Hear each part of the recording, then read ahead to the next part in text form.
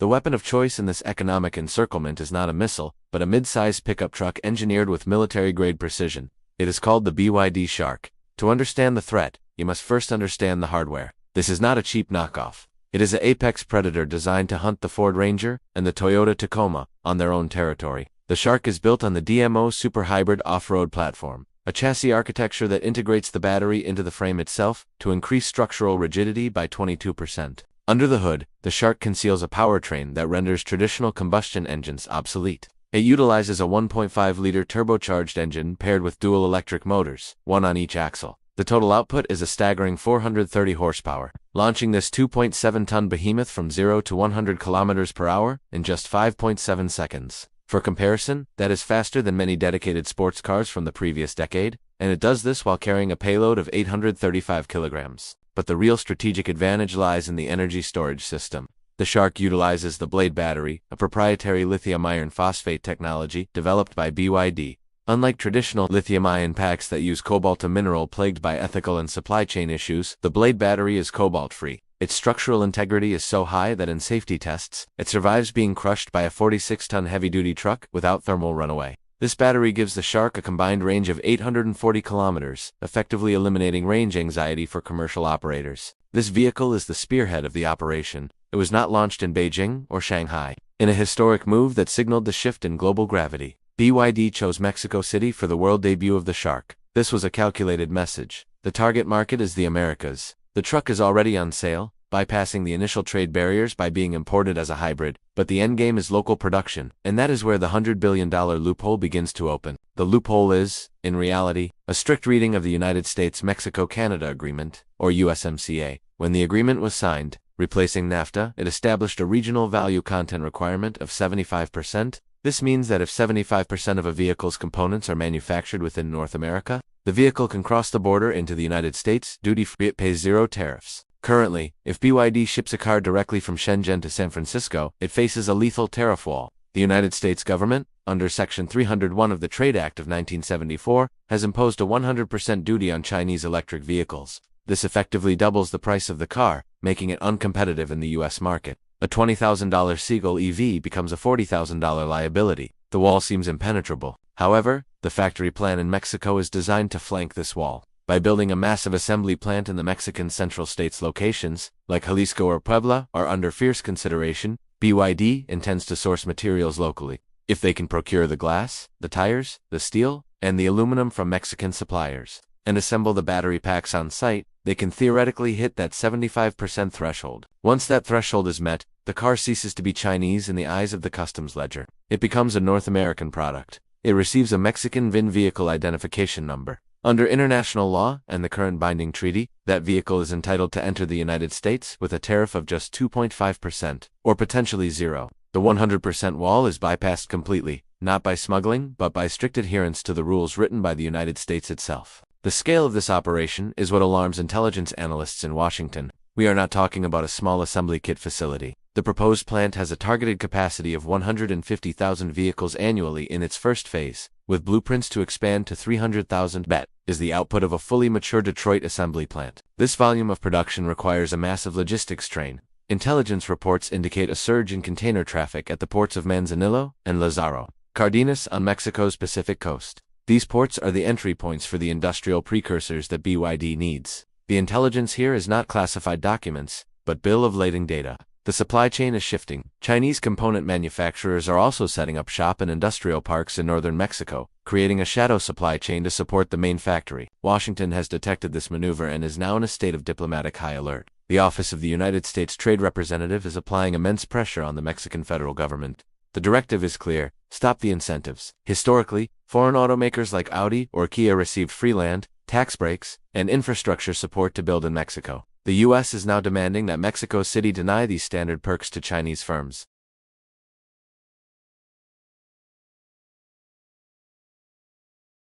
Phase 2 was the Shark Strike. By launching a pickup truck, BYD attacked the most culturally significant segment of the North American auto market. The pickup truck is the symbol of labor and utility in the region. The Shark's arrival proved that Chinese engineering could handle the rough terrain and heavy loads required by Mexican and American drivers. It was a demonstration of force capability. Now we are in Phase 3, the factory siege. BYD CEO Stella Lee has been crisscrossing Mexico, scouting locations. The requirements are specific: access to a rail line that connects to the U.S. border, proximity to a skilled automotive workforce, and sufficient energy capacity. The energy grid is the critical bottleneck. Manufacturing batteries and stamping steel requires gigawatts of power. The timeline is accelerating. While BYD has publicly stated they are pausing to see the political landscape settle, the machinery is already in motion. Land surveys have been conducted. Legal entities have been registered. The pause is a tactical delay, not a retreat. They are waiting to see if the USMCA review in 2026 will rewrite the rules of origin specifically to exclude them, but changing the USMCA is a nuclear option. If the US reopens the treaty to block China, they risk destabilizing the entire North American economy. Canada and Mexico would have to agree to the changes.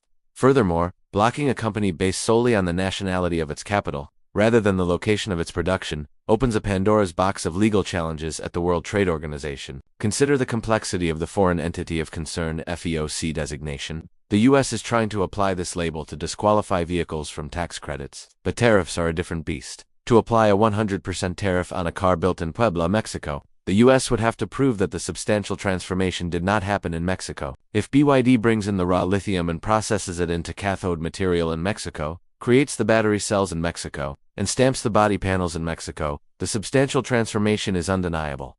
The car is Mexican. Denying it, entry would be a violation of the very free trade principles the U.S. championed for decades to develop the Mexican economy. This creates a paradox for American policymakers. They spent 30 years building Mexico into a manufacturing powerhouse to lower costs for U.S. companies. Now, that same infrastructure, the rail lines, the trained engineers, the supplier networks, is being utilized by their primary economic rival. The fortress built to protect North American industry has been captured and turned into a launchpad. The sheer volume of capital involved makes this unstoppable by normal means. BYD is not asking for handouts. They have the cash reserves to build the plant with or without Mexican subsidies. The lack of tax breaks hurts their margin, but it does not kill the project. Their vertical integration is so deep that they can absorb costs that would bankrupt a legacy automaker like General Motors or Ford. Vertical integration is the key. BYD owns the lithium mines. They own the battery factories. They own the chip manufacturers. They even own the massive roll-on roll-off ships that transport the cars. They do not rely on a fragile chain of third-party suppliers. This allows them to control the cost at every single step, from the mine to the showroom floor. A Ford Ranger has thousands of suppliers, each taking a profit margin. A BYD Shark is largely built in-house. This cost advantage is estimated at roughly 25 to 30% compared to Western competitors. Even if you slap a 20% tariff on them, they can still undercut the market price. The 100% tariff was the only thing stopping them, and the Mexico factory removes that barrier. The confrontation is also playing out in the court of public opinion. In Mexico, the narrative is about jobs and sovereignty. Why should Mexico deny 10,000 well-paying manufacturing jobs just because Washington is paranoid? The Mexican government must balance its largest trading partner, the U.S., against a potent new investor, China. It is a diplomatic tightrope walk over a canyon of economic ruin. The technological confrontation is equally severe. The DMO platform used in the Shark is a hybrid system that prioritizes electric drive. The engine mostly acts as a generator, decoupling the RPMs from the wheel speed. This results in massive torque availability at 0 RPM, perfect for towing and off-road crawling. Western hybrids often feel like combustion cars with a small electric boost. The Shark feels like an EV with a gas backup. This difference in engineering philosophy means the product is fundamentally better for many use cases. It is not just cheaper. It is technologically superior in terms of thermal efficiency and power delivery. The U.S. auto industry is not just fighting against cheap labor. They are fighting against a competitor that has iterated its technology faster than they have. The factory in Mexico will likely employ highly automated production lines. BYD's factories in China utilize thousands of industrial robots. Bringing this level of automation to Mexico will raise the bar for the entire Mexican automotive cluster. It will force local suppliers to upgrade their quality standards to meet BYD's tight tolerances. BYD counters this by promising to localize data storage. If the servers are in Mexico or the US, subject to local laws, the risk is mitigated. However, the software code is still written in Shenzhen. This software sovereignty issue may be the only legal lever the US has left to ban these vehicles, regardless of where they are assembled. A total ban on Chinese software would effectively ban the cars, factory or not. But banning software is complex. Does it apply to the infotainment system, the battery management system, the ABS controller? Almost all modern cars use some Chinese code or chips. Drawing a hard line is technically difficult and could inadvertently ground millions of non-Chinese cars that rely on global supply chains. The outcome of this operation is a fundamental reshaping of the North American market. Whether the factory opens in 2025 or 2027 is a detail. The arrival is inevitable. The capital has been committed. The strategy is sound. The U.S. cannot block a Mexican product without destroying the USMCA. If the U.S. destroys the USMCA to stop BYD, it triggers a trade war with Mexico and Canada. This would cause inflation in the U.S. to skyrocket, as everything from avocados to pickup trucks would suddenly face tariffs. It is a poison pill.